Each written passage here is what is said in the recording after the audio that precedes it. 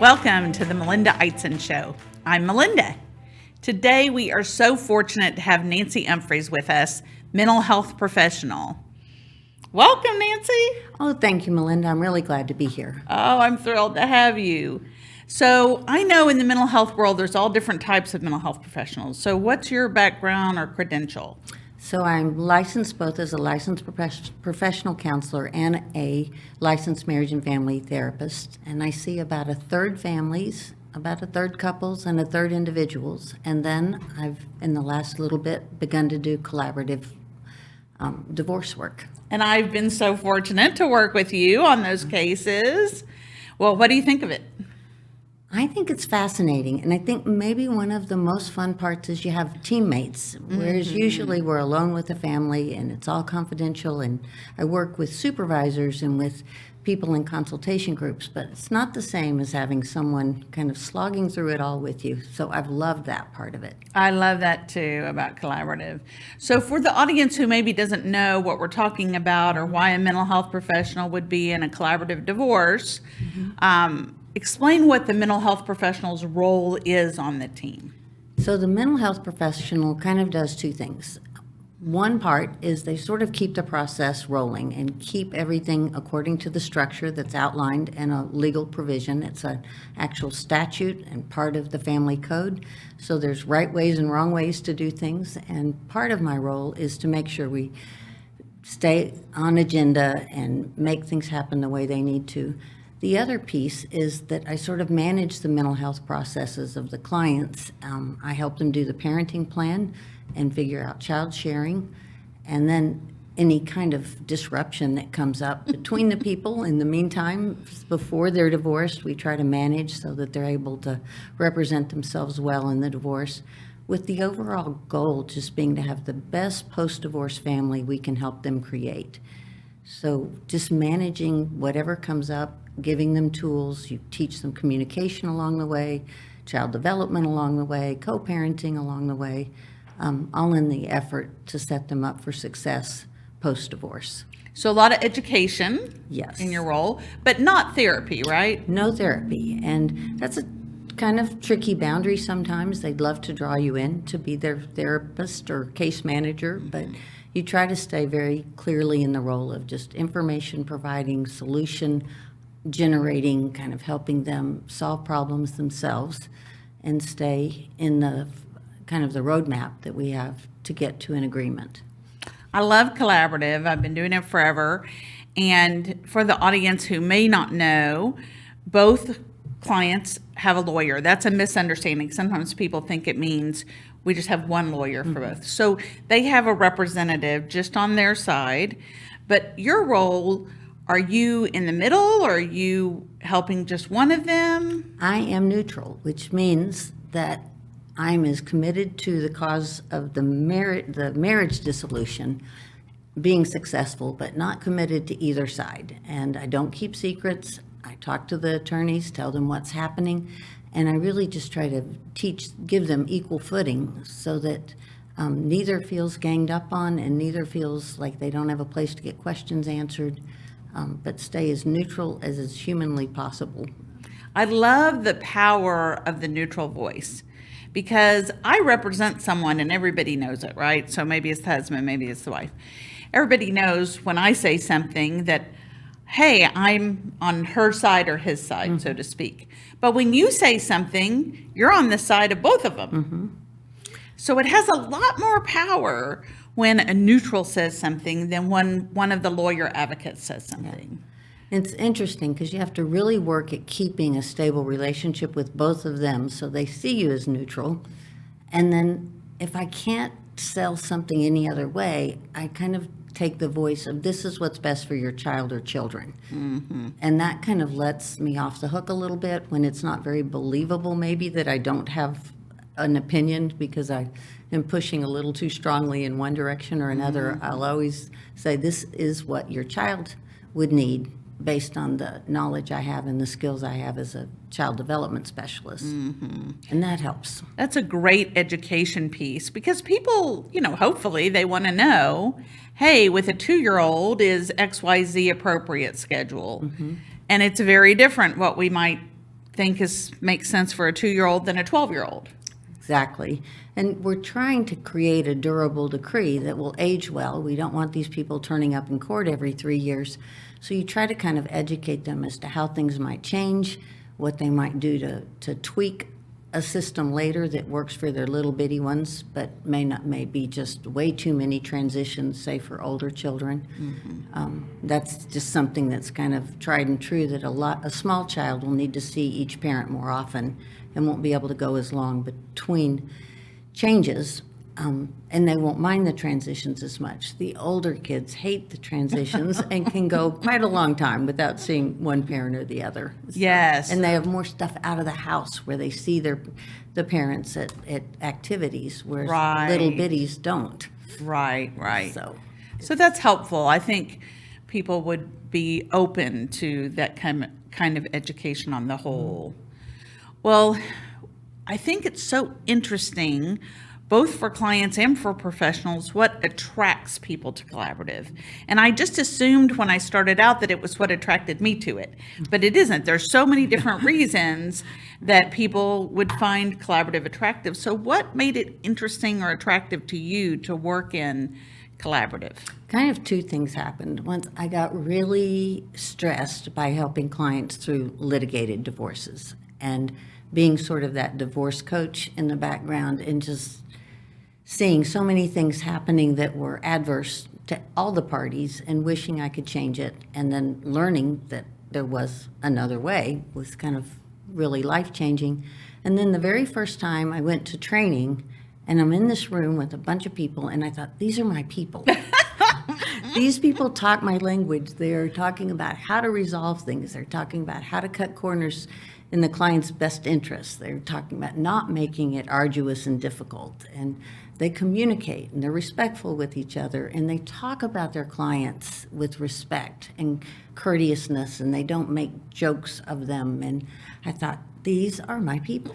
So I left my first training determined to find a way in. So that was I love all of that. One thing that attracts me to it is the creative solutions. So I've litigated for 30 years. I still litigate a portion of my practice, but I prefer collaborative when people will select it. And in litigation, the judge is very limited in what they can do, and they're limited in time, and they're limited by the law. And so we don't end up with creative solutions. And in collaborative, people can do whatever they can think of. Now, sometimes it gets too creative. I was just complaining about that. I know. I do get Because creative. then I have to edit it. I have to put it You down have to on make paper. it into code, something that's enforceable. I know. I do get kind of off the charts with trying to figure out a way to meet everybody's needs as creatively as I can, yet still make it durable and yet still make it enforceable. It's a challenge for me because I'll go off the rails. I take back my complaint.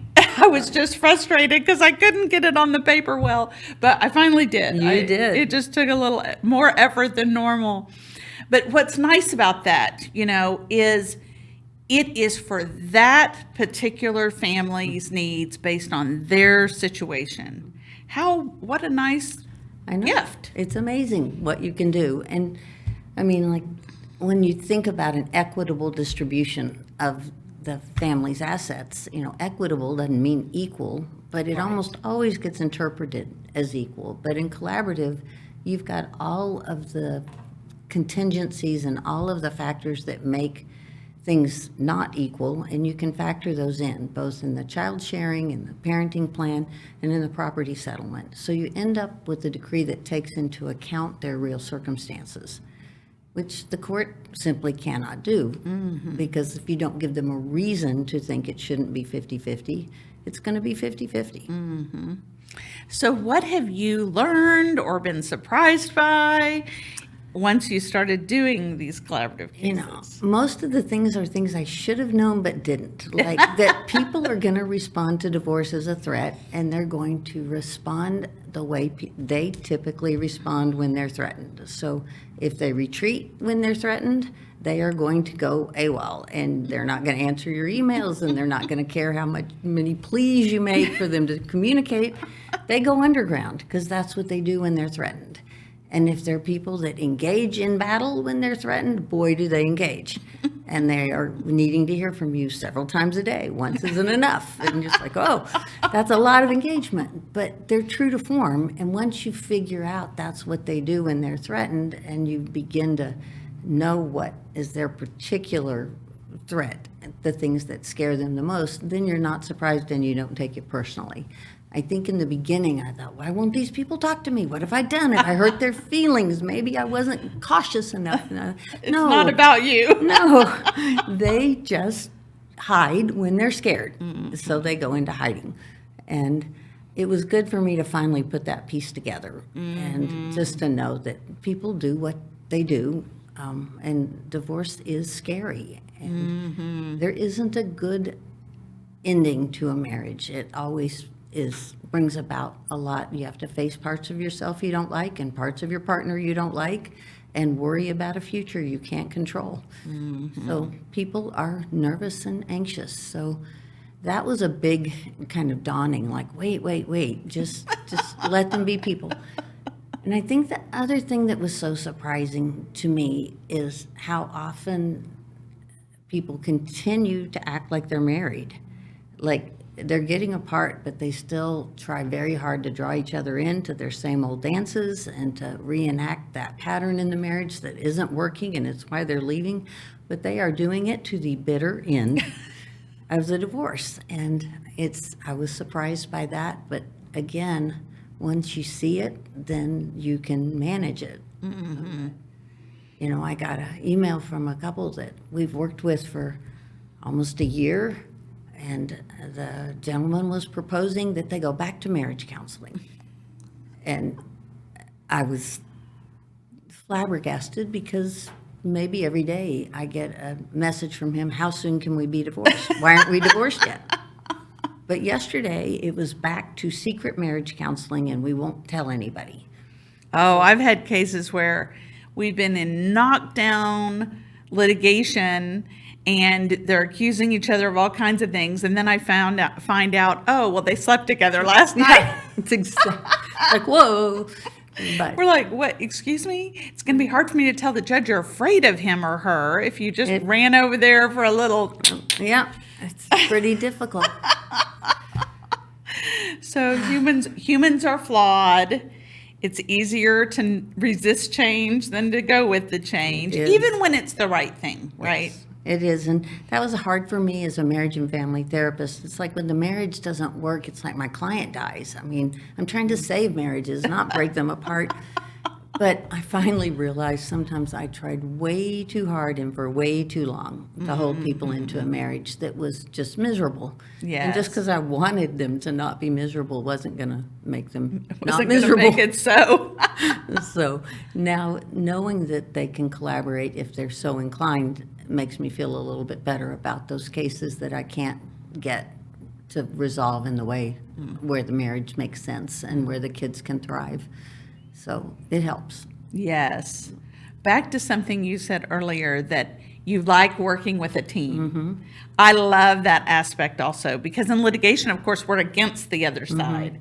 And even there's some litigation where, even though it's not collaborative, the lawyers are friendly and we try to at least be amicable in our efforts.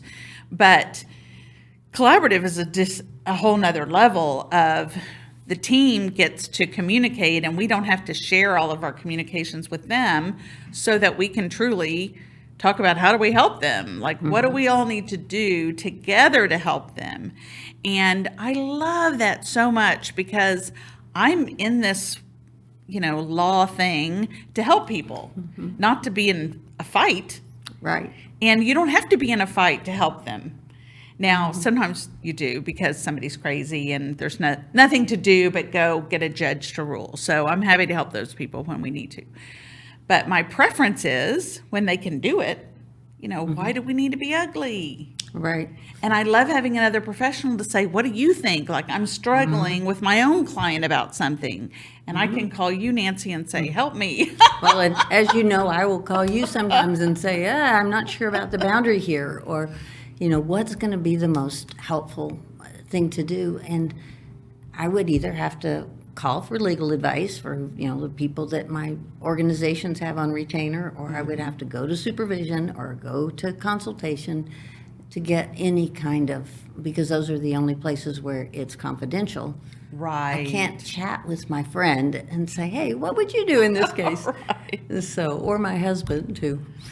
Also, his work is also confidential. So it is like really lovely to know I can ask for Yes. help and somebody can, like, I love the debriefing process where you get constructive criticism and you get a chance to do things better next time. And you don't have to pretend to know it all or be perfect. You just ask people questions. I'm laughing because I was in a collaborative meeting, so it was all of us, the 2 clients, the 2 lawyers, the neutral mental health, neutral financial, and it came to kind of our attention during that meeting that the husband had probably committed tax fraud.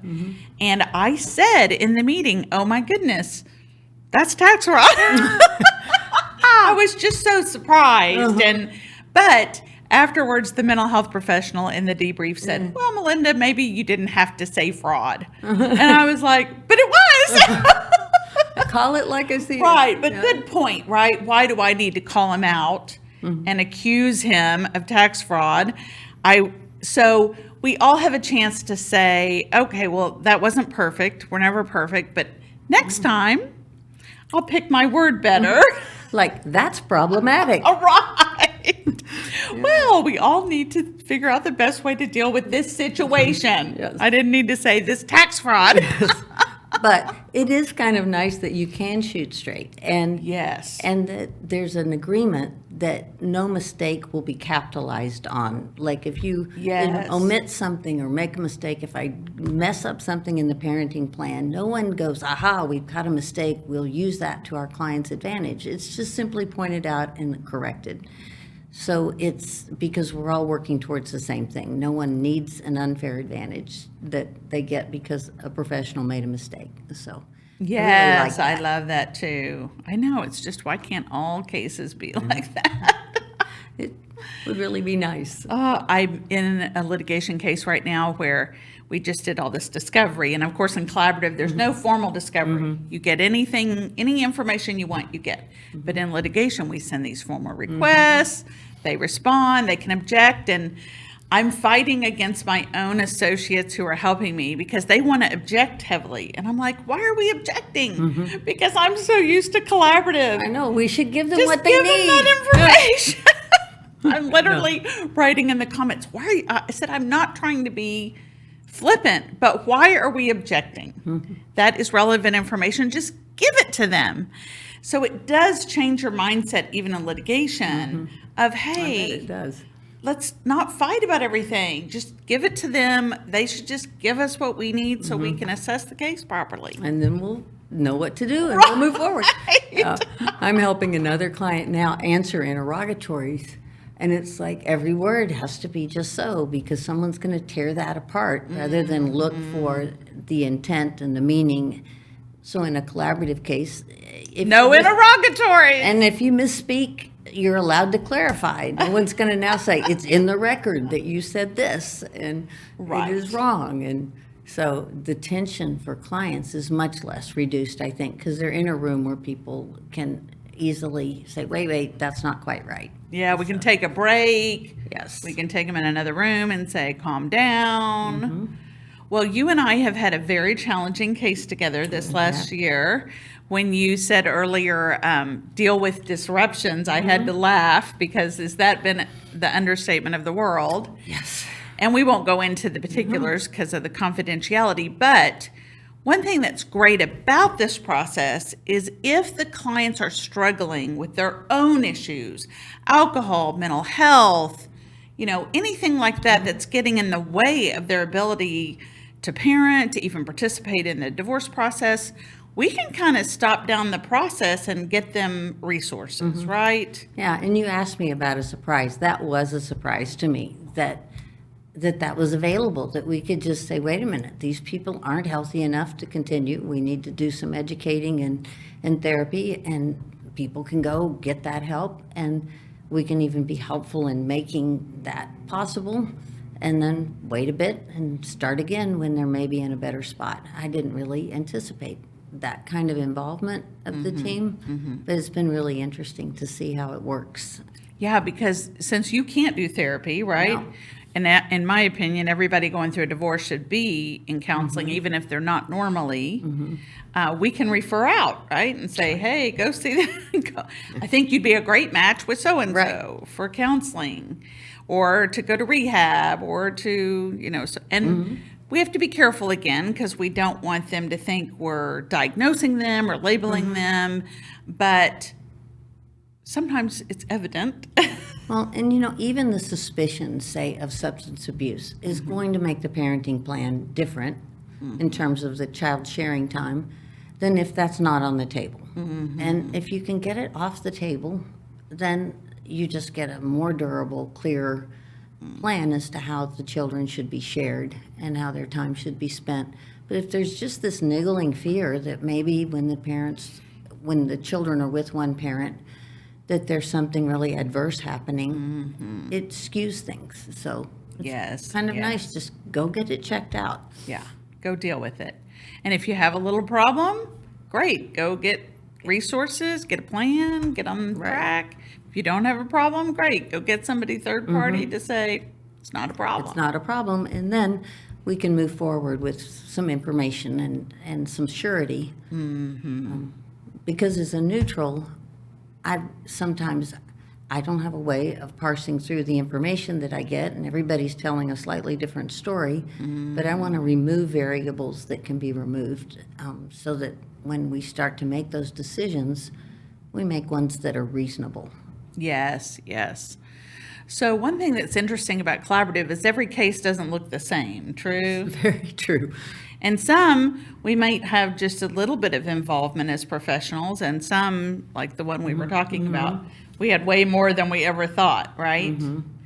And we're just responding to their need and their desire of level of involvement. Would you agree with that? Yes, I mean, it is their process, and I may be responsible for keeping us kind of on track and not letting things fall through the loopholes, but in effect, it is their process. It's as efficient as the slowest member moves, and it's as chaotic as the most chaotic member of the couple is. But they get to own it, and in the end, it will be the divorce they engineered. It won't be our divorce. It'll be theirs. And that's, I think, too, was something I had to wrap my head around, that they weren't going to, march to my orders. They were going to do their own thing. So, it didn't always happen in the textbook way or the way I had envisioned, but it's their divorce. And that's a nice thing about collaborative, is we can let them figure it out and do what they need to do. And some people come to divorce ready.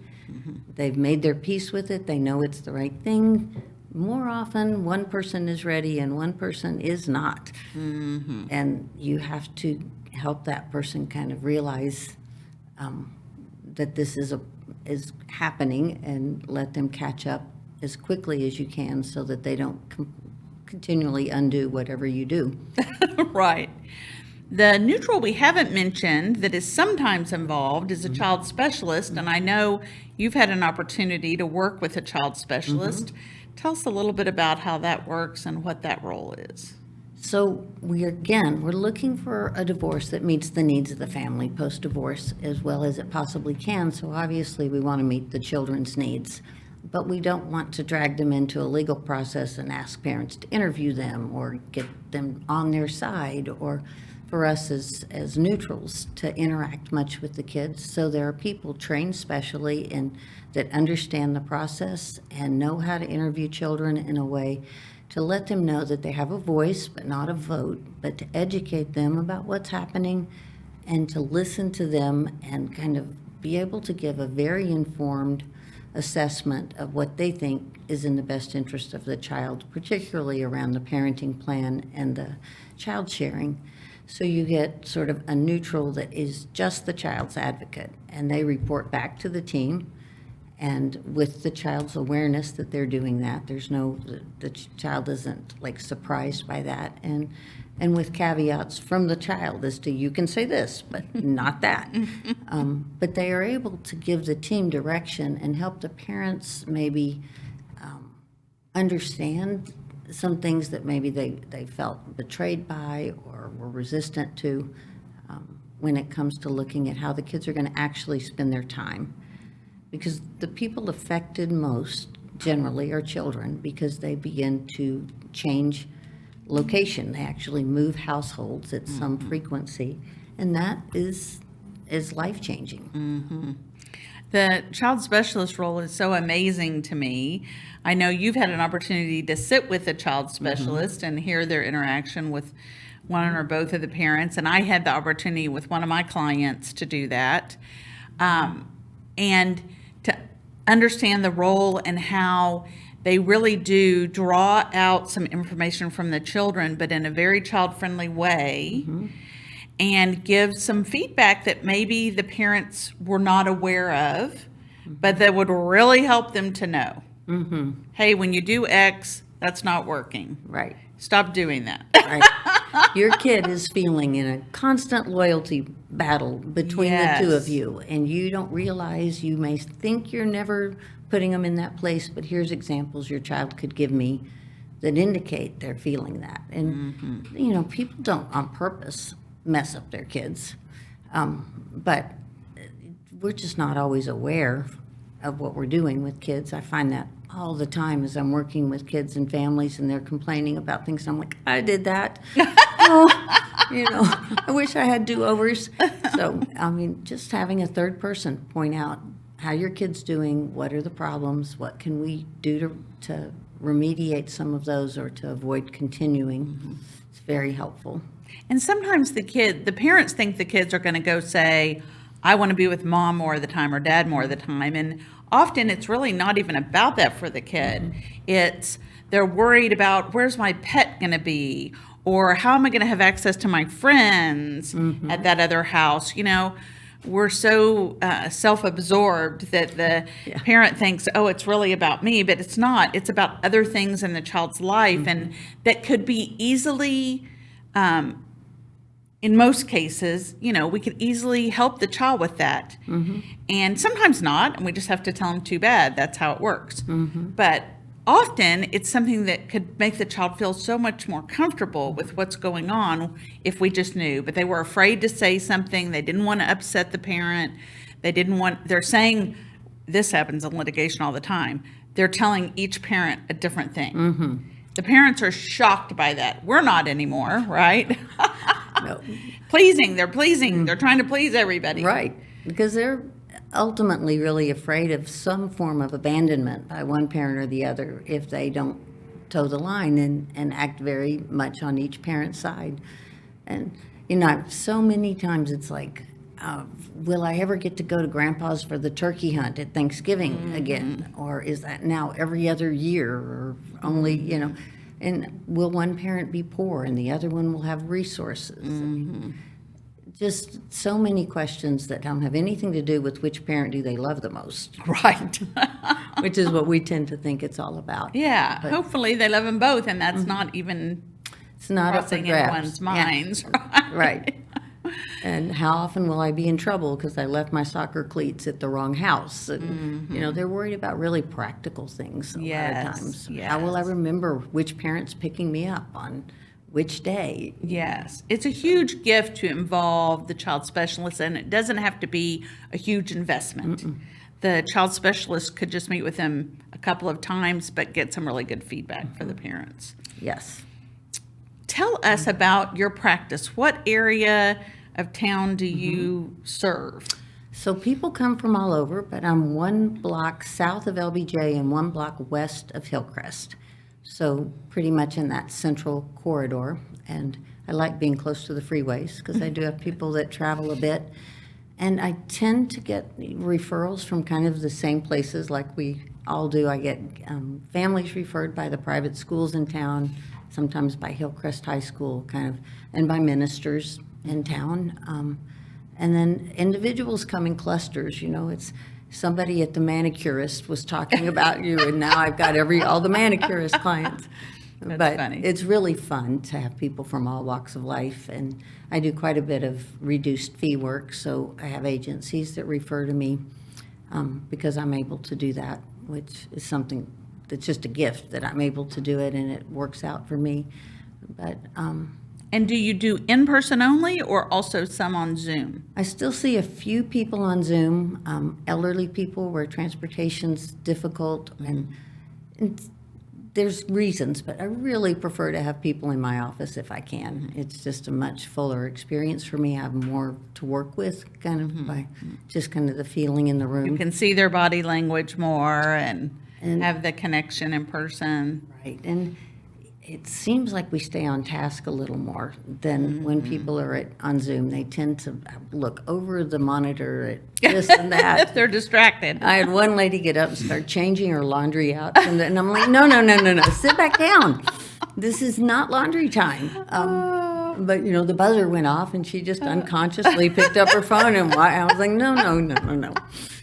Multitasking. Yes, which, but there are circumstances that unlike in collaborative, the expense of paying for people's transportation and being gone from your work that long makes sense in this work, especially because it's not mental health work. It's a different role. So I'm not too uncomfortable with the collaborative by Zoom. I really am a little still uncomfortable with therapy by Zoom. I've done it for a long time, but I was a hard convert, and I was a terrible patient. Like when I need therapeutic services, I didn't like Zoom or virtual. I wanted to be in that safe office space. Yes. That's where I do that, because I don't know how to do that in every space. So. That's great. We'll put on the screen how to reach you for people who need a service, whether it's individual counseling, marriage counseling, family counseling, or to get you on their collaborative team. I would love that. Thank you. I would highly recommend. Thank you. You're welcome. Thank you very much. Thank you for being here today. I've enjoyed it very much. Oh, great. Thank you for tuning in. Nancy Umphres, as you can tell, has been doing this a long time. She knows what she's doing. I highly recommend her in any role. And thanks for tuning in, and I hope to see you next time.